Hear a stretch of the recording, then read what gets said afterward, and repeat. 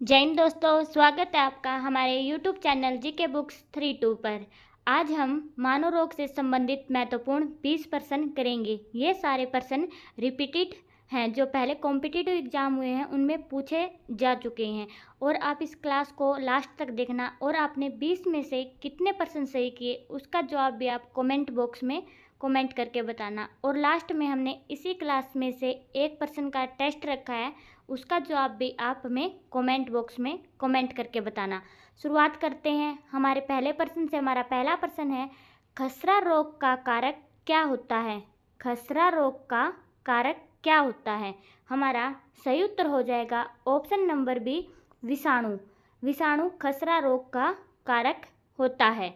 हमारा अगला प्रश्न है, कैंसर के उपचार में निम्नलिखित में से किसका उपयोग किया जाता है? कैंसर के उपचार में निम्नलिखित में से किसका उपयोग किया जाता है?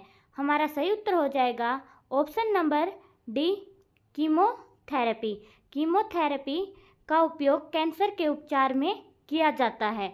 हमारा अगला प्रश्न है, ब्लड कैंसर को आमतौर पर किस नाम से जाना जाता है? ब्लड कैंसर को आमतौर पर किस नाम से जाना जाता है?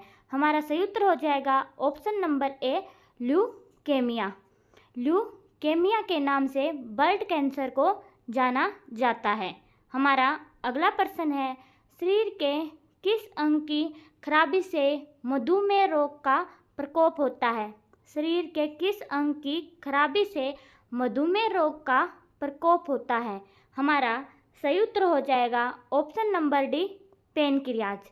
पेनक्रियाज की खराबी से मधुमेह रोग का प्रकोप होता है।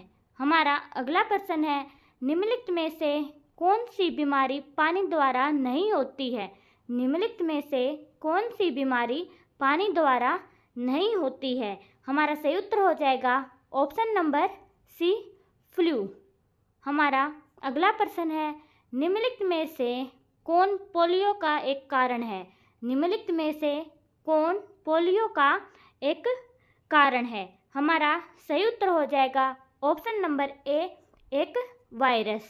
हमारा अगला प्रश्न है, निमोनिया रोग मानव शरीर के किस अंग को ग्रसित करता है? निमोनिया रोग मानव शरीर के किस अंग को ग्रसित करता है? हमारा सही उत्तर हो जाएगा ऑप्शन नंबर डी, फेफड़ा। फेफड़ा को निमोनिया रोग ग्रसित करता है। हमारा अगला प्रश्न है, निम्नलिखित में से कौन सा विषाणु जनित रोग है? निम्नलिखित में से कौन सा विषाणु जनित रोग है? हमारा सही उत्तर हो जाएगा ऑप्शन नंबर सी, खसरा। खसरा एक विषाणु जनित रोग है। हमारा अगला प्रश्न है, चेचक होने का क्या कारण है? चेचक यानी स्मॉल पॉक्स होने का क्या कारण है? हमारा सही उत्तर हो जाएगा ऑप्शन नंबर ए, वेरियोला वायरल। जो वेरियोला वायरस है वह चेचक होने का कारण है। इससे तेज बुखार होता है और शरीर पर लाल लाल दाने हो जाते हैं। हमारा अगला प्रश्न है, किस तत्वों की कमी के कारण घेंघा रोग हो जाता है? किस तत्वों की कमी के कारण घेंघा रोग हो जाता है? हमारा सही उत्तर हो जाएगा option number B, iodine. Iodine की कमी के कारण घेंघा रोग हो जाता है। हमारा अगला प्रश्न है, आयोडीन की कमी के कारण क्या होता है? पहले भी ऐसा ही प्रश्न पूछा था, ये सभी रिपीटेड प्रश्न है। आयोडीन की कमी के कारण क्या होता है? हमारा सही उत्तर हो जाएगा ऑप्शन नंबर बी, घेंघा। हमारा अगला प्रश्न है, कालाजार रोग का संचार किसे होता है? कालाजार रोग का संचार किससे होता है? हमारा सही उत्तर हो जाएगा ऑप्शन नंबर ए, सिकता मक्खी से। सिकता मक्खी से कालाजार रोग का संचार होता है। अगर आप हमारे चैनल पर पहली बार आए हैं तो हमारे चैनल को लाइक, शेयर और सब्सक्राइब करना न भूलें और साथ में बेल आइकन को भी प्रेस कर ले ताकि आपको हमारी वीडियो की हर नोटिफिकेशन मिलती रहे। हमारा अगला प्रश्न है, चेचक के लिए पहला टीका किसने खोजा था? चेचक के लिए पहला टीका किसने खोजा था? हमारा सही उत्तर हो जाएगा option number A, Edward Jenner ने। एडवर्ड जेनर ने चेचक के लिए पहला टीका खोजा था। हमारा अगला प्रश्न है, हेपेटाइटिस किसके कारण होता है?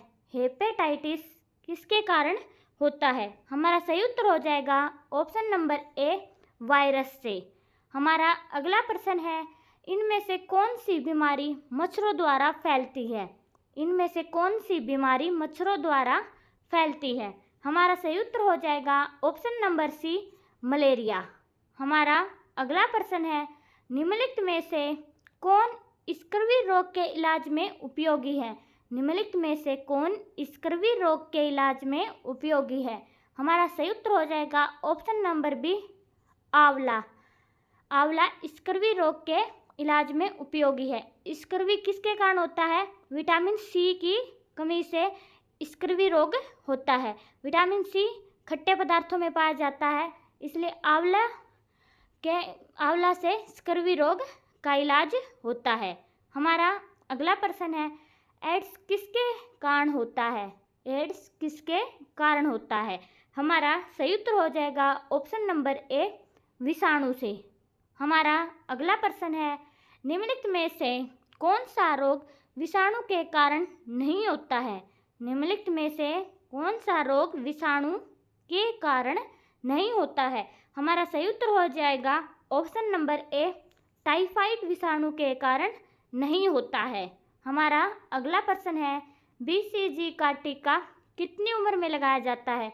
बीसीजी का टीका कितनी उम्र में लगाया जाता है? हमारा सही उत्तर हो जाएगा ऑप्शन नंबर बी, नवजात शिशु को बीसीजी का टीका लगाया जाता है। हमारा अगला प्रश्न आज की क्लास का लास्ट प्रश्न, और आगे हमने एक प्रश्न टेस्ट के लिए रखा है, उसका जवाब आप हमें कमेंट बॉक्स में कमेंट करके बताना।